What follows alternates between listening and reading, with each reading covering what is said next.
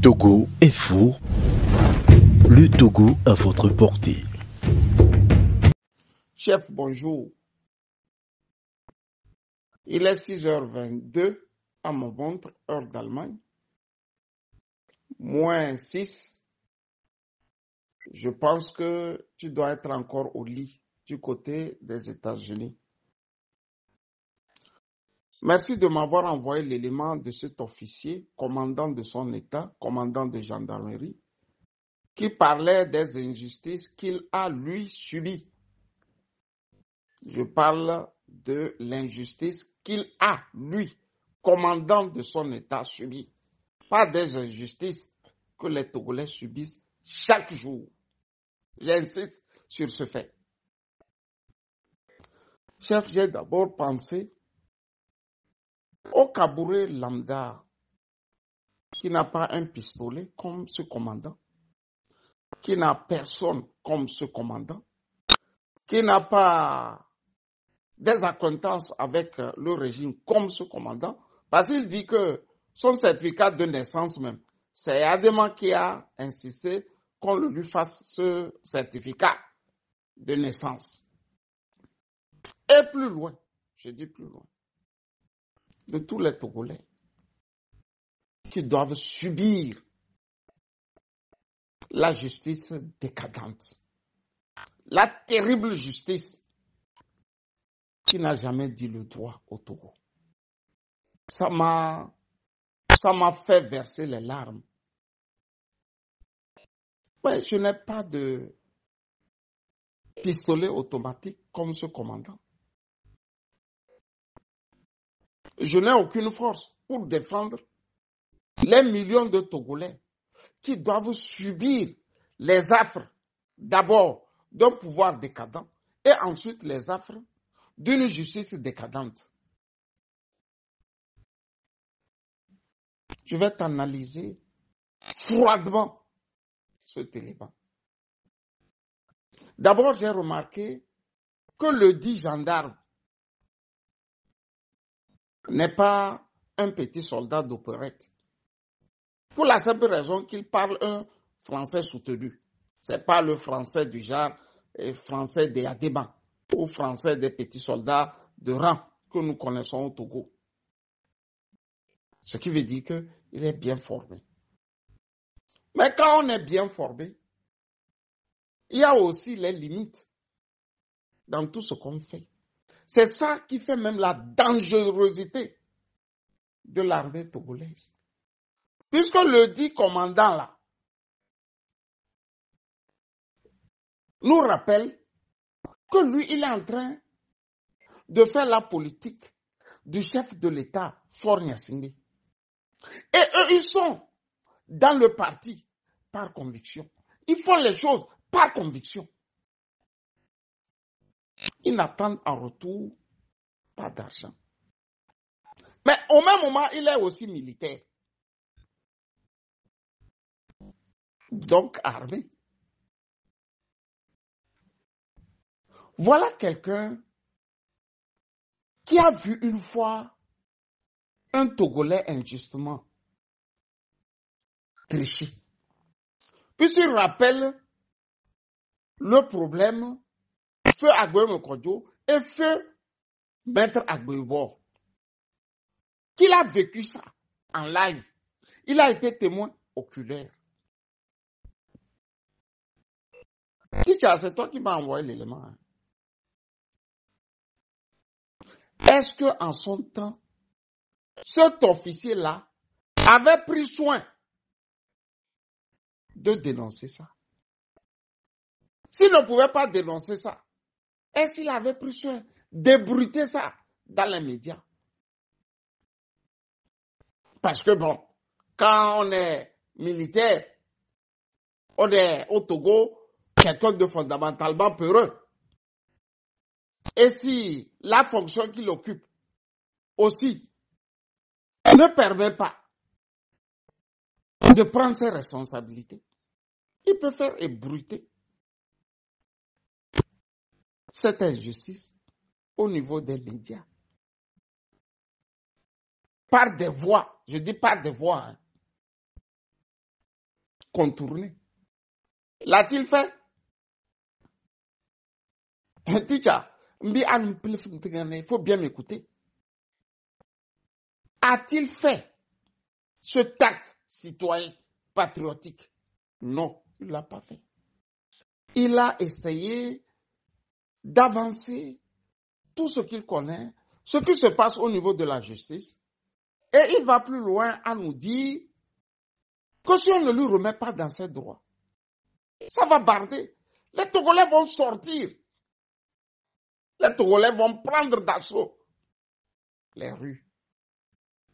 Mais cet officier se trompe.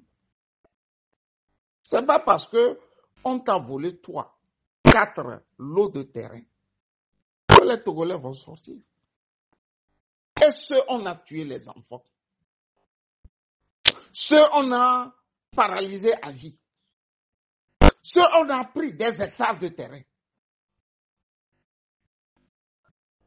Tu vois comment l'officier Kabouré peut être très, très, très individualiste d'abord, égoïste ensuite,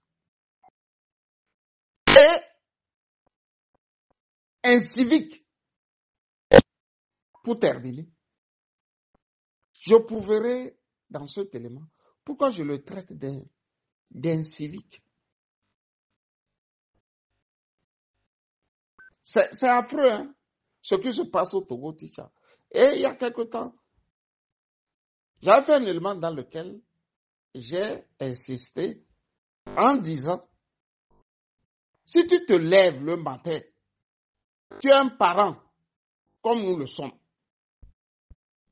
et que on ne t'envoie pas un problème venant du Togo qui gâte ta journée, tu peux dire Alhamdoulilah. La journée peut bien commencer. Sur les 365 jours qu'une année a, c'est au moins 360 jours. Tu as des mauvaises nouvelles venant du Togo. D'ailleurs, il n'y a jamais eu de bonnes nouvelles venant du Togo. Et le cas de cet officier est bien illustratif. Pêle-mêle, il dit qu'il a vu comment Abdou Yaya a triché à Gbemou Kodjo. Il continue, il dit, il parle à un magistrat, comme on parle avec ce Togolais-là qu'on a soupçonné de coup d'État, ou bien ce Togolais qu'on a dit de ne pas marcher, et il est venu pour marcher pour ses droits. Mais il faut regarder le ton, la suffisance avec laquelle cet officier parle. Je vous conseille de relire le livre de Jean Degli, Togo, tragédie africaine. Dans un chapitre, il parle de ces officiers-là qui peuvent débarquer, c'est-à-dire un petit soldat, hein. Il débarque dans la maison d'un officier et le tabasse. Rien ne va se passer. Il le menace, un caporal. Il faut rappeler que c'était un caporal chef qui allait cueillir Joseph Kokou Kofikou. C'est comme ça aussi ça se passe. Les généraux, vous voyez là. Les colonels, vous voyez là. S'ils ne sont pas au pas, la dictature de Gnassingbé les menace par les petits soldats de rang là. Sauf que celui-là n'est pas petit soldat de rang. C'est un officier de la gendarmerie. Il s'y connaît. Et quand il parle, on sent qu'il s'y connaît. Sauf que c'est un cabouré pur sang avec la violence qu'on les connaît. Tu vois bien que ce qui est du droit là, il s'en fout. Il n'a pas peur du patron de la cour suprême. Et pourtant, c'est son patron qui a nommé le corrompu magistrat. Puisque c'est l'officier en question qui nous dit qu'eux, ils sont dans unir par conviction. Eux, c'est par conviction. C'est-à-dire qu'ils n'ont pas besoin de faire ce que les Abdou Yaya font. Jouons malin pour avoir les clopinettes là, l'argent des Niassimi. Non, eux là, c'est par conviction. Ils sont dedans, par conviction. Tu fais, on te traverse, on te tue, la vie peut continuer. Mais si cet officier-là était vraiment un officier sage, intelligent et malin, il ne va pas sortir sur la place publique et nous dire que eux, ils sont dans le RPT unir. Ils sont pour le parti par conviction. Au même moment, il est censé être neutre. Et s'il est un militaire pour tous les Togolais. Voilà un militaire politicien. Et comme il est foncièrement mauvais, qu'est-ce qu'il dit? Il s'en prend à Abdou Yaya et laisse celui qui a nommé Abdou Yaya. Est-ce que Ford Yassimé, lui ne sait pas qu'Abdou Yaya est un corrompu pour le déposer là où il est? Ford Yassimé le sait bien. Le militaire en question aussi le sait. Mais il se met à traquer Abdou Yaya, à le menacer, à le faire tout petit. C'est dans quel pays un militaire menace un magistrat? C'est dans quel pays vous voyez ça?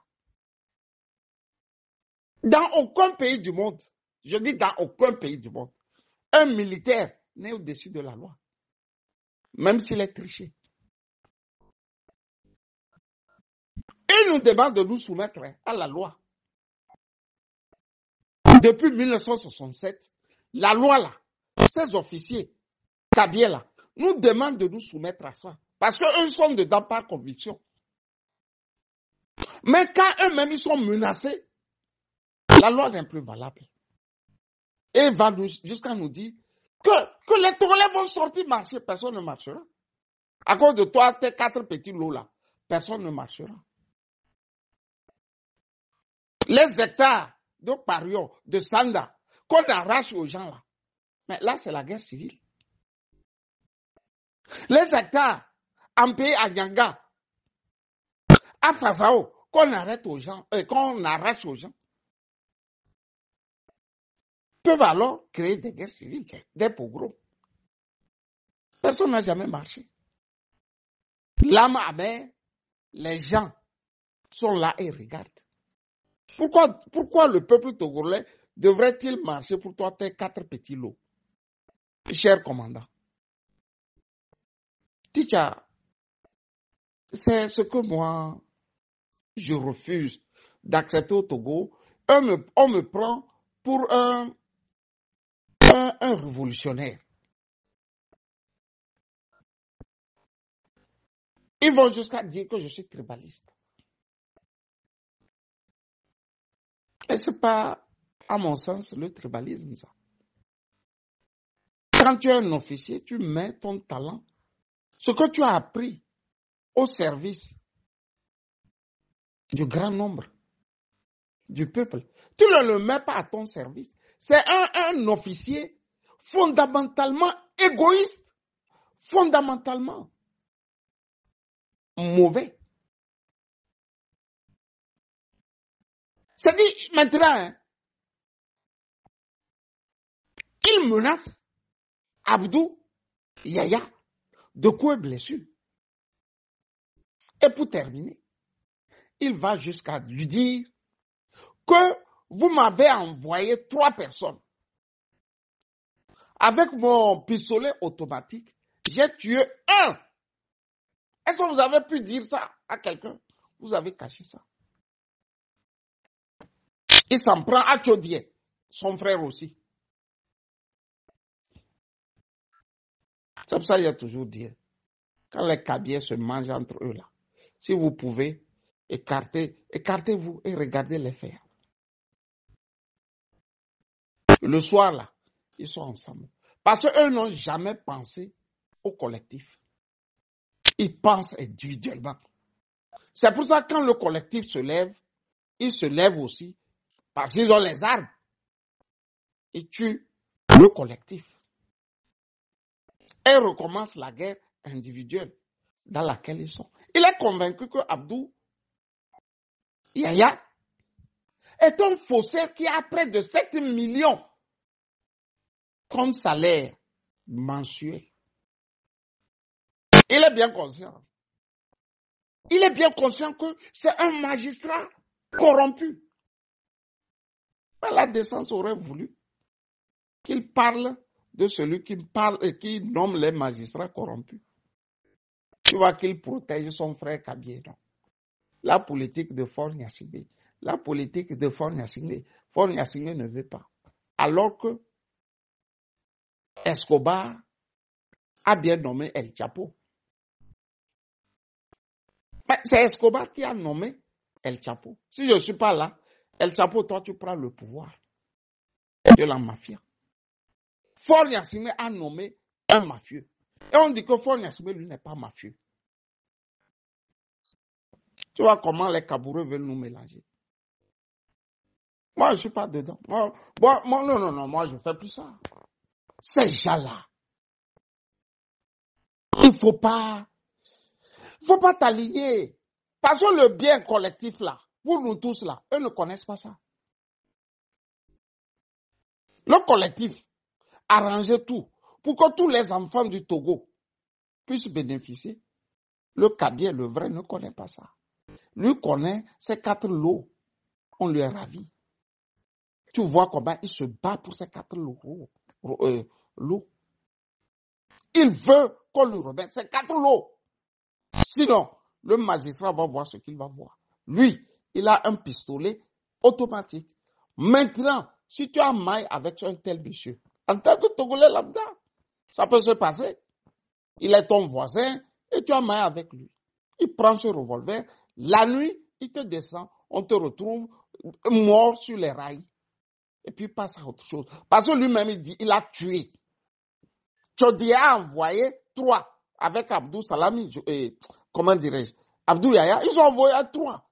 Lui, avec son revolver automatique, il a tué 1. Tu as vu le procureur prendre la bande là et l'interpeller. Ticha, le procureur regarde ailleurs. Celui-là, moi, j'appelle Wyszynski. Tu sais que sous Staline, il y avait un procureur là, le plus terrible de tous les procureurs que l'humanité ait connu. Il avait une devise. Amenez mon l'homme. Les chefs d'accusation là, je vais en trouver pour le pendre. C'est l'homme, eux veulent. La personne, ils veulent le trucider. Si vous arrivez à m'amener l'homme.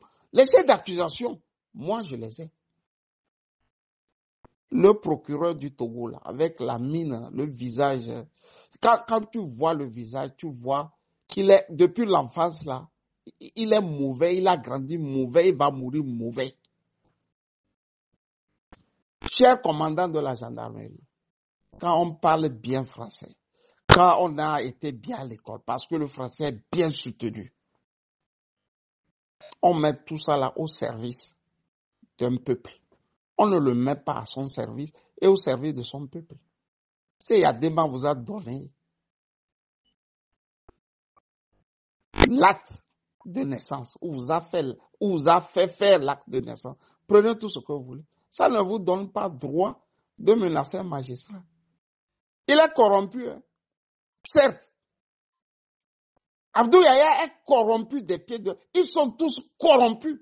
Avocats, magistrats, et juges, tout. Prenez tout ce que vous voulez.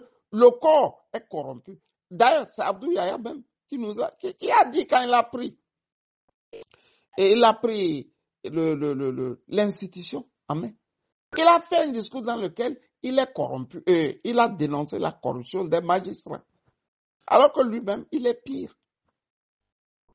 Qu'est-ce que valent les mots d'un magistrat au Togo? Depuis ils sont là-bas, nous on était encore petits enfants. Ils volent Mais il ne se rassasie jamais. Ils volent, se rassasient jamais. Et ne prennent même pas conscience que tout ce que tu voles là, ça ne te fait pas grandir. Tu ne peux pas voler les autres et espérer être un grand homme. Ils sont en train de voler, on les recycle, ils volent, il était à l'UMOA, il a volé là-bas, on le recycle, on l'amène à la Cour suprême, ils continuent, ils ne vieillissent pas, ils ne prennent pas de retraite, ils sont toujours là en train de voler. Et voilà maintenant qu'un officier cabouré vous menace de coups et blessures. On fait quoi maintenant? Parce que lui-même, il sait que il est assis sur une impunité bétonnée. On a vu Trump, non? Mais Trump était devant les tribunaux. Nous tous, on savait qu'on avait mis une machine en train d'harceler l'homme. Mais ici, prêtait au jeu. Tu as vu comment, chez nous, un officier cabouré réfléchit. Ils sont dangereux pour la République. Lui là, qui est sorti là, il est très dangereux. Lui là, normalement, une enquête judiciaire doit être ouverte contre lui. Si lui là a pu tuer quelqu'un, et il sort publiquement le dire, alors, combien a-t-il tué froidement et que la République ne sait pas, ne connaît pas? Il a tué beaucoup parce qu'il a un revolver automatique. Lui-même le dit. Il est fier de le dire. J'ai tué, on a envoyé 3, j'ai tué 1. Il n'y aura aucune enquête. Ils ne vont ouvrir aucune enquête. C'est pour ça que vous voyez des disparitions bizarres. Tu cherches ton enfant, tu cherches un parent, tu cherches, c'est pas, tu cherches un ami. On dit, ben, il n'est plus là. Où il est? C'est les gens comme les commandants là qui les font disparaître. Sauf que ici, il est en train de se trahir. Bon, ça ne me perturbe pas. 4 lots, pour 4 lots, les Togolais vont sortir marcher. À cause de qui? À cause d'un tueur comme